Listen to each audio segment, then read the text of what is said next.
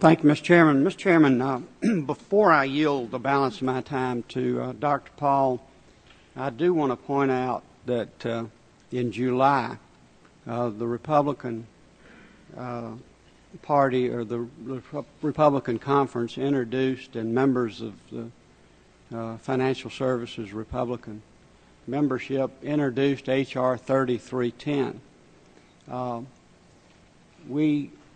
Within that bill is actually Mr. Paul's legislation in its entirety.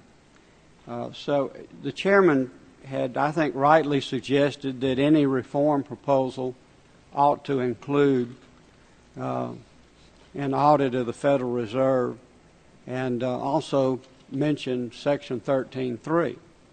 That also, although it is not in Dr. Paul's bill, it is in the Republican alternative. We do strike Section 13.3. So for the record, I would like to introduce the provisions of H.R. 3310 in the Republican Without objection, and would the gentleman yield for me for 10 seconds? Yes. Yeah, I appreciate that. I do think that's further argument for doing this comprehensively and doing it as part. I yes. simply meant that that's, yes. I think, part of the overall approach. I thank the gentleman. And I was just responding to, there was some mention that 13.3 was not addressed, and in fact, we do address it only in this particular bill. Yes, but we do in the Republican alternative. We do strike that. And in fact, I would invite anyone interested in, again, looking at our Republican plan for reforming the financial regulatory system. Number 4, which we devote quite a bit of time to, is fundamental reform of the Federal Reserve.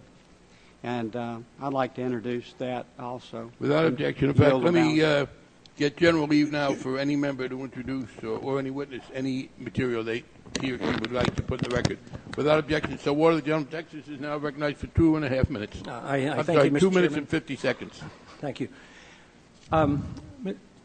Mr. Alvarez, on your first page you mentioned... Well, let me ask the gentleman, if the gentleman would like, there's 2 minutes and 50 seconds left from the ranking member, and if he wants his own 5 minutes, you can just do the 750 right now if you'd like, and then I'd come to you one. I think I'll take the 2.5 now and see how things go.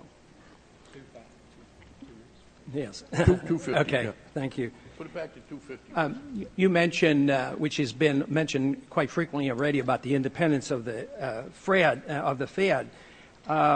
But on the bottom of that first page, you talk about the public interest, that you imply that the independence of the Fed is important to protect the private interest. And I would like to challenge you on that because public interest is not easily definable. And I would suggest that maybe we have something to do with protecting the public interest too. Maybe that's what we're elected for. And I wouldn't brag about our ability and our record, but I still believe that we have tremendous responsibility to protect the public. And this idea that a group of individuals, 12 individuals who work behind the scenes that want more secrecy and less transparency, how did this come about where you assume that you're in charge of the public interest? Could you explain that to me? So, Congressman, I don't think we're saying that we are in charge of the public interest in a way that excludes Congress or anyone else. All government agencies have to act and do their best to act in the public interest as within the constraints that Congress has set out. The concern that we have is that monetary policy, to be effective, has to be, and this is a matter that has been studied in a variety of contexts across a variety of schemes in the world, in order to be most effective, has to be as free as possible from political considerations. The GAO audits, as Congressman Watt and others have pointed out, are not audits in the sense that a CPA or an accountant would conduct an audit. They're really policy reviews. They're reviews that involve oftentimes conducting interviews or depositions of participants, looking at records, coming to an independent policy judgment, and publishing that policy judgment.